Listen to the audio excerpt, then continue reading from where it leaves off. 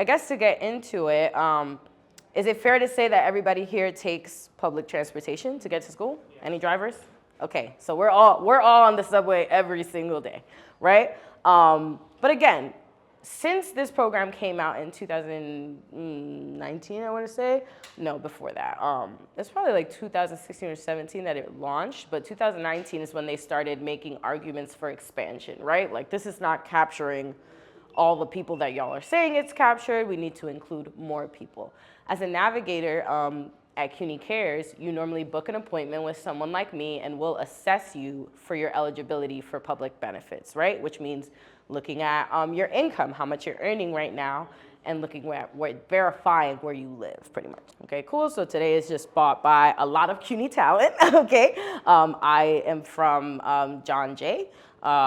Like I said, my degree is in human services and community justice. So for me, I have stake in the intersection between what's being created for communities and making sure that we're engaging with them when we create those tools, right? Right now we have AI, different types of things that are being used for surveillance and not always for good, right? So the whole idea of the Pit Lab is the fact that we make technology for good. So I also want to implore you, because as an advocate, what's important for me to share with folks is that everybody in the room is qualified to critique city services, right? And the fact that you use the subway already makes you an expert of that experience, right?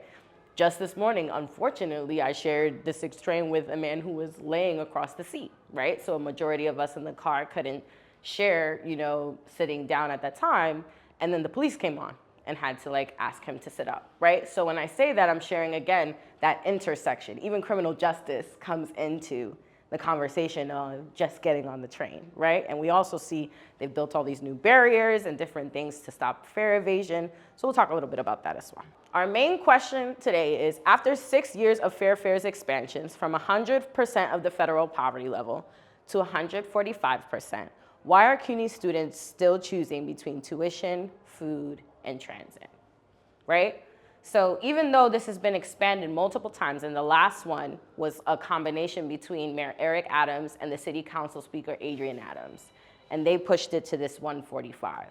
But there's another step forward that we have to make, right? And currently, the more progressive advocacy is for 200% of the federal poverty line, so including even more people.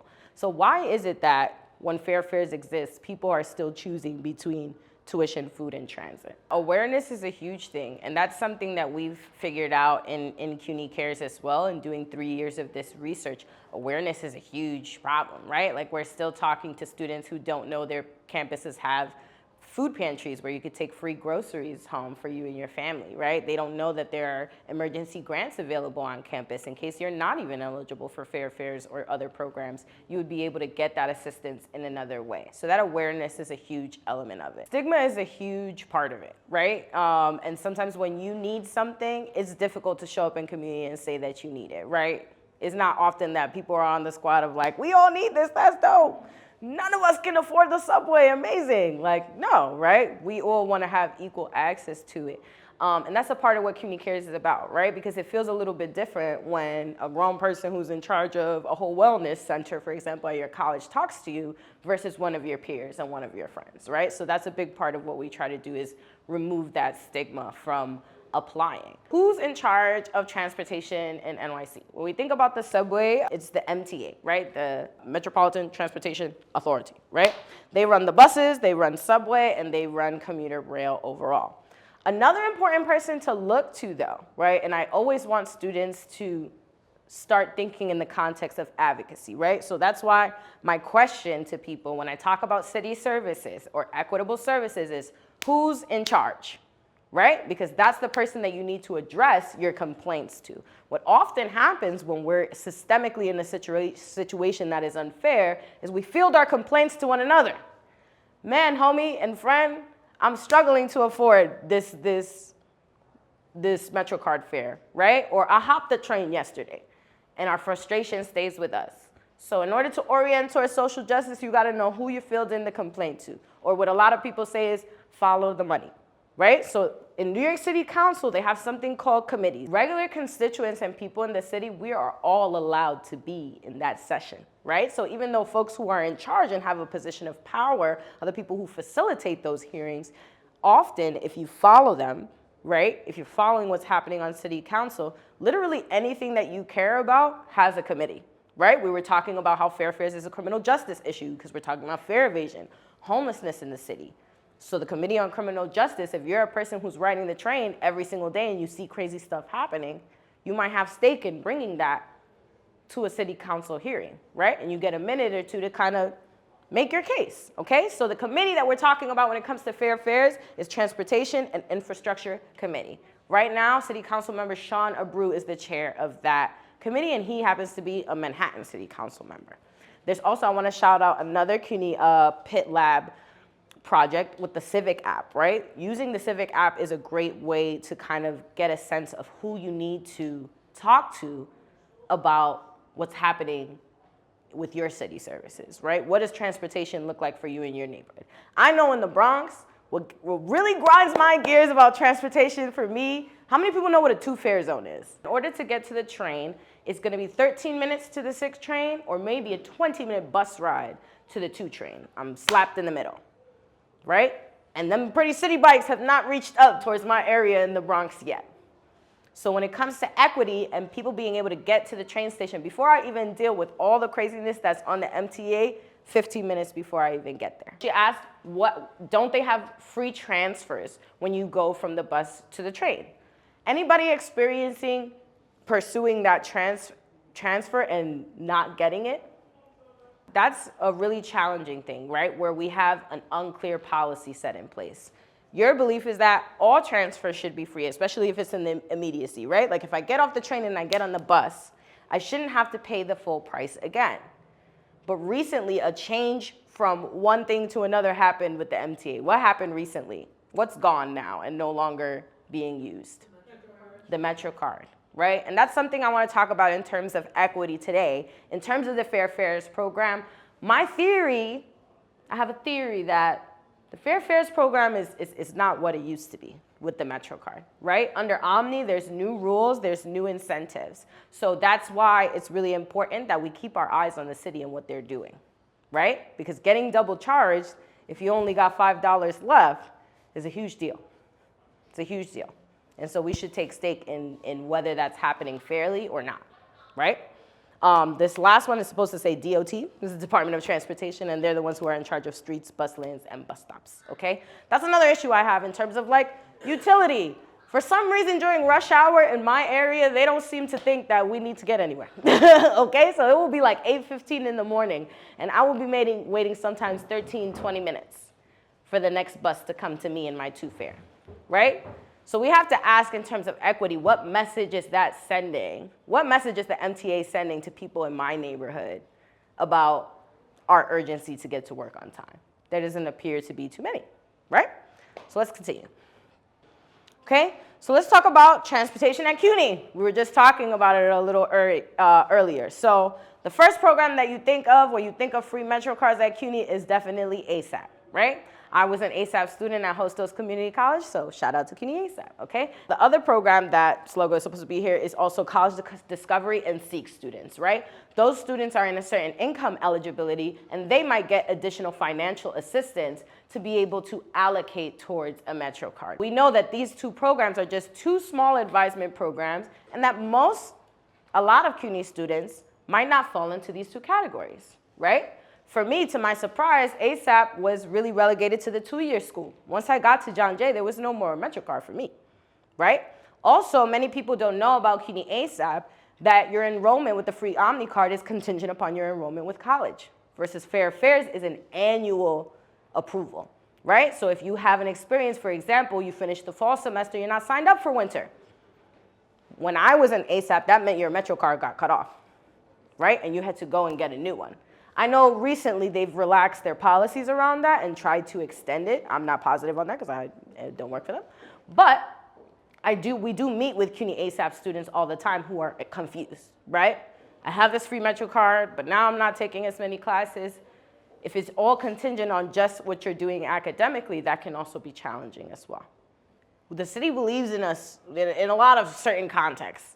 But then when it comes to really making things equitable, things are not sustainable to support going forward, right? Then we become too expensive. Then college becomes a luxury and this extra thing. When we know as adults and people who are heading towards adulthood, you need the college degree, baby, if you want to make an equitable amount of money, especially living in New York City, right? So this is what exists at CUNY now. But the reality is there are a lot of people who are not getting caught by this umbrella, right? They might not be ASAP students. They might not be CD or SEEK, and there might not be any alternatives. One thing that I would tell you is a great support, right, and a good indicator that you might be eligible for Fair Fares is if you're not in either of these programs, right? Then you should be asking yourself a question about it even more. Because if the school is not going to support you through it, then the city might certainly make that choice, right? And then in an emergency situation, you can reach out to your school's wellness center or resource center and ask them about the Petrie grant, because that's CUNY-wide right now. Okay, so what is CUNY CARES? CUNY CARES is called the Bronx Demonstration Project. So it started in FY23 in fall of 2023, and our project lasts until June of 2026. So our research is over helping students access public benefits. That includes Fair Fares, but also includes cash assistance, SNAP, and other comprehensive benefits, right? With the first line of defense being your college campus, meaning is there something on your college campus that could address your need first?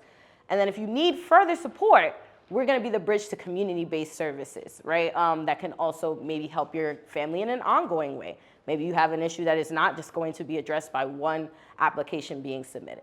And the difference is the peer-to-peer support, right? Peer-to-peer support with application process and doc submission. And when I was going through some of Sudeep's old research on Fair Fares, that was something that he mentioned was really challenging about Fair Fares, right? The application process.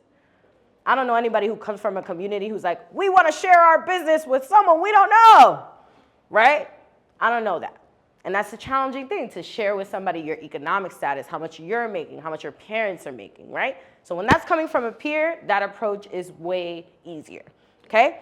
We've submitted over 300 applications to Fair Fares, so it's fair to say we about that life, right? We really want to get people to the free Metro card if possible, even folks who are already receiving, because the only rules when it comes to Fair Fares in terms of duplicate services is that you're not receiving Metro card or transportation services from another city agency, meaning HRA is not covering your car fare for another job placement. As long as you're not in one of those programs, you could get Fair Fares, right? So you should ask a question, especially if there are students. That's most of the feedback I'll get from students. I already got my Metro card, I'm good. I'm like, cool, what if it turns off? What if you got somewhere to go on the weekend, right? I have no control technically over how ASAP controls how long you keep it, right? Versus Fair Fares, that is an annual approval. So the 2 QR codes is here. The first one is to our website page. You can feel free to scan it if you want to learn more about the technical know-how of the demonstration project, but we're hoping to prove to the CUNY Chancellor that CUNY Cares is something that belongs on all CUNY campuses, right? The idea of approaching someone who is from your community, who looks like you, who is a student like you, it makes a huge difference in terms of trying to get help. How many people have used another helping service on campus? Doesn't have to be transportation oriented. I've used the counseling center. We're on the same squad, girl, because when I went back to Hostos, I definitely utilized counseling services, right? And that being a licensed mental health provider that's working specifically with college students, customizable service, right? Some people are gonna try therapy out for the first time in their life because they were CUNY students, right? But there's a difference that you feel when you talk to a licensed mental health counselor than when you talk to one of your peers, right?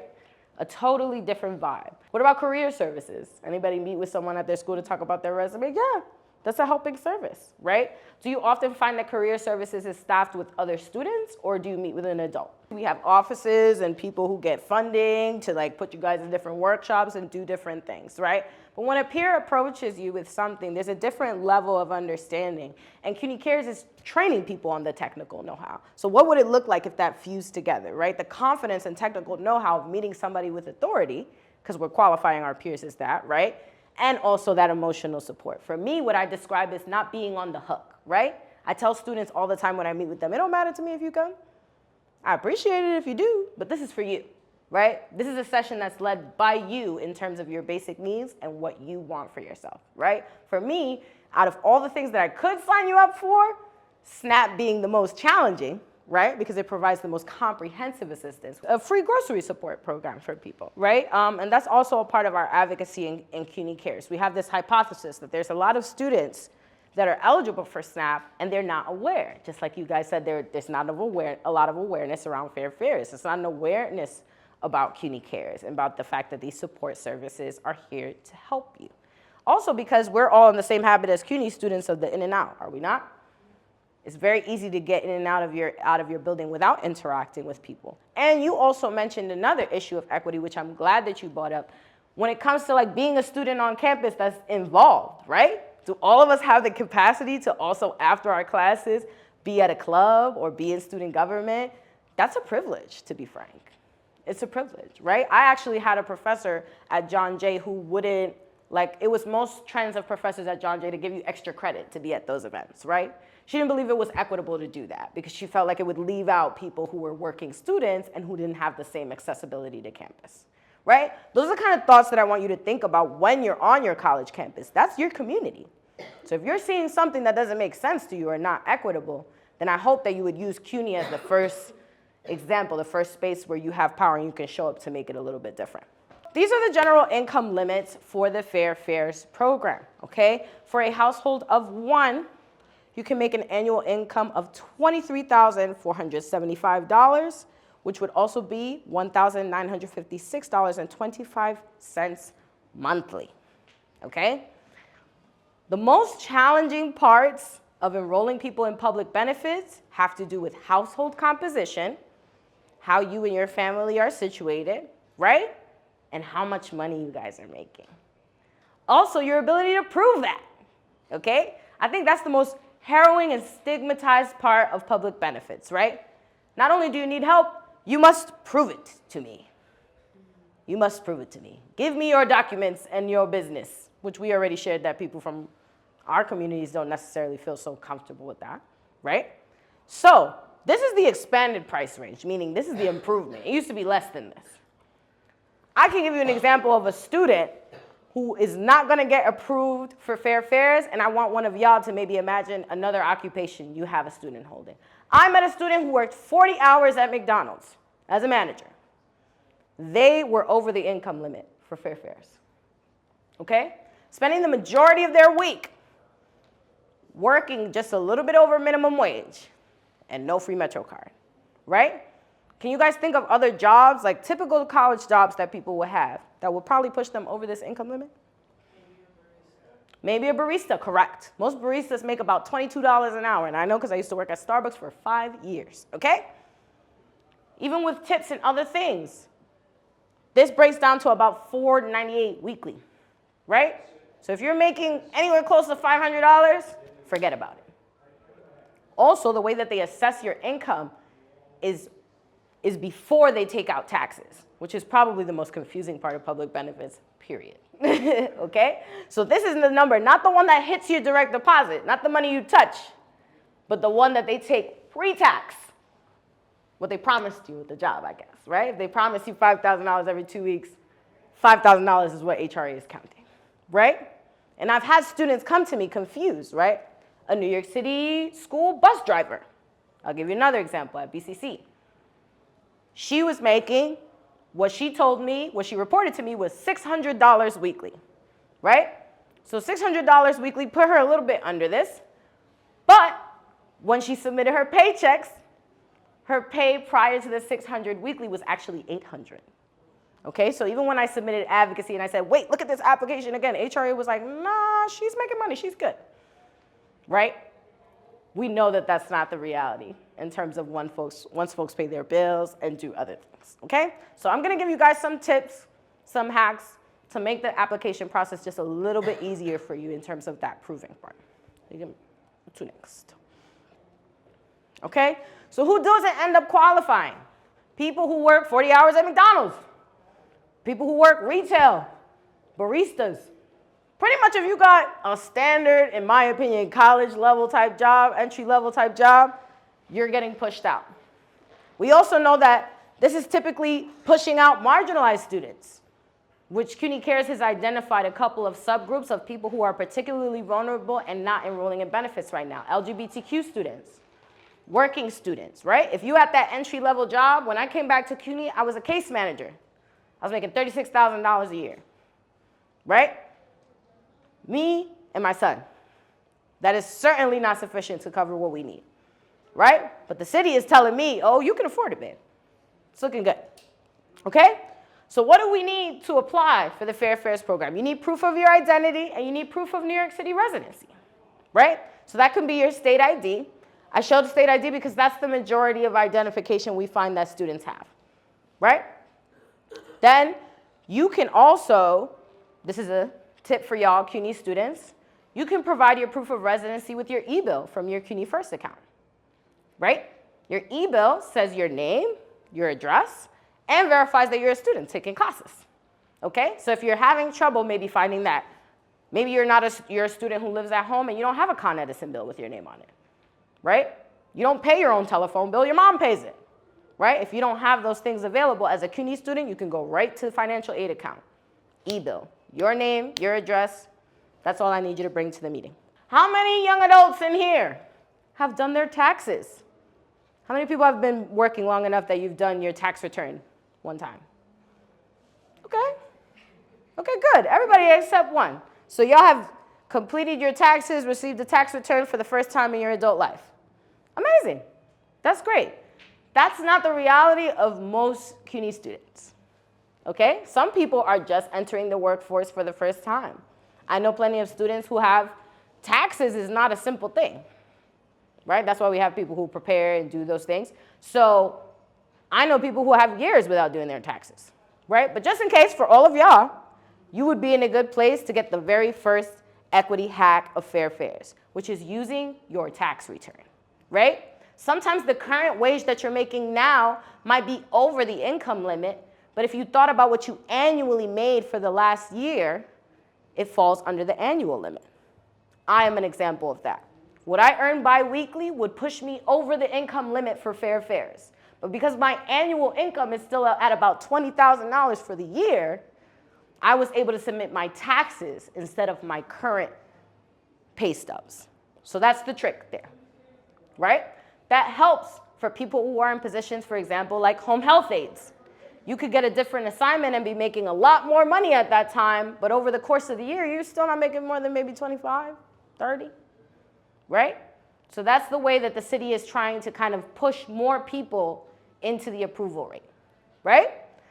The second hack is to use an NYC ID. How many people have heard of this?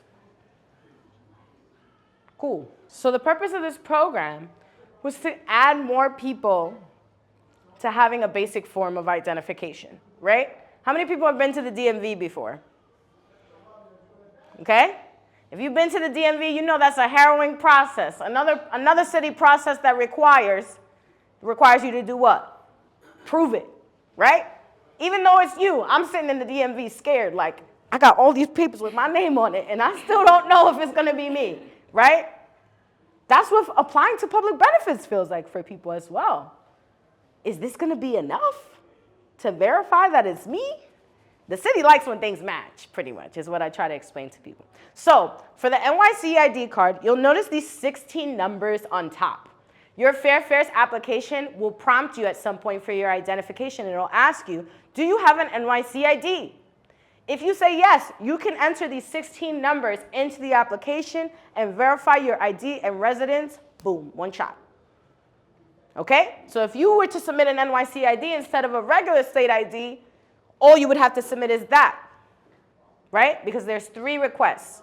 It's your identity, your residency, and then proof of your income. For me, my favorite part about Fair Fares is if you have no income, what does that mean? You're eligible. You're eligible, right? So the majority of college students don't have jobs, are looking for jobs, right? Looking for more long-term work, or underemployed, maybe working for federal work study, or only doing an internship. The less you make, the better, right?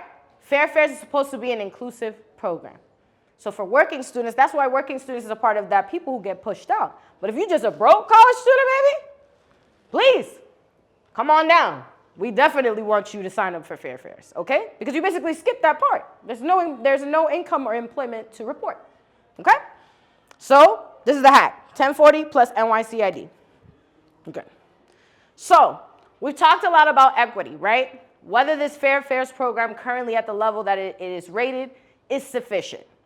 My argument today is no, it is not. We've talked about plenty of people who the Fair Fares program excludes, right? And the University Student Senate, which is our internal CUNY government, okay, people who represent your school, my school, all schools throughout the CUNY circuit, they already made this observation, okay? And the previous University Senate chair people have been on the Senate floor and the hearing floors at City Council with the MTA, with the Department of Transportation, and they made a radical argument. All CUNY students should have free Metro cards, period. Right? How many people agree? You think that's doable, right? So if you agree today, then I'm gonna ask you to scan this QR code and to sign the petition. The goal is to get to 10,000 signatures, and right now we're about at 7,000 maybe, right? Arguments that the city has made about supplying free Metro cards for CUNY students, too expensive, not sustainable going forward. We'll lose billions. Who says that? The MTA, right? That's the feedback from the city agencies, that this is too expensive, right? But that's why we're here doing this demonstration today, to observe that the current rate of Fair Fares is not sufficient, right? And I also want you guys to kind of co-imagine with me, because you've already been sharing about Fair Fares. If we just get out of this activation right now and walk around this mall, is this mall the right place to engage the community about Fair Fares? The city. It's the city's job to promote it, right? Anybody ever see like a Fair Fares table at their train station or something, like an engagement unit? No, right? Under the Mayor Adams administration, they did put one in this train station on Fulton, in Fulton Center. He bought his engagement unit out. They don't send them to Simpson Street by me in the Bronx, where the police arrest young men disproportionately versus other places, right? They don't send them to Parkchester in the Bronx, where we have the conductors who get on the bus with you and take the old ladies off the bus who are trying to go home, who didn't pay the fare, right? So considering that, I think that we're all on the same page that the current program is insufficient. We know that we want more students to sign up because there are a lot of students who are eligible and they just don't know. That's why we hope that in the future when you're hearing CUNY Cares and conversations about it, that you push and advocate to have that come to your campus. That's another issue of equity with the city, right? If somebody's 18 years old and they live with two parents who do earn sufficiently, they are technically supposed to apply and report all of that information, right? But we do have some category of people, for example, folks who are at the age of 22 and above, they can make an argument to public assistance. Me and my family do not share meals together, right? I'm an independent college student, okay? And there are also people below the age of 22 who are in that situation. Some people who are living with roommates, some people who do live independently or might have been mishoused, runaway and foster youth, okay? So I'm always looking for somebody who I could just put 18 and approve, okay? Because for me, you're 18 years old, you're taking care of your own transportation costs, right?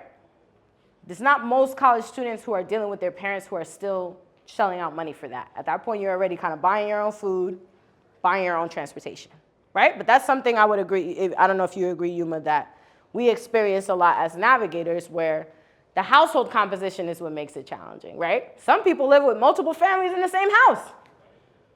I've met students with up to 11 people living in the same house, right? So it's not always clear to folks who belongs where economically, right? But that's why meeting with a navigator would be beneficial to you, because that's when we get to the nitty-gritty and we talk about them. All right?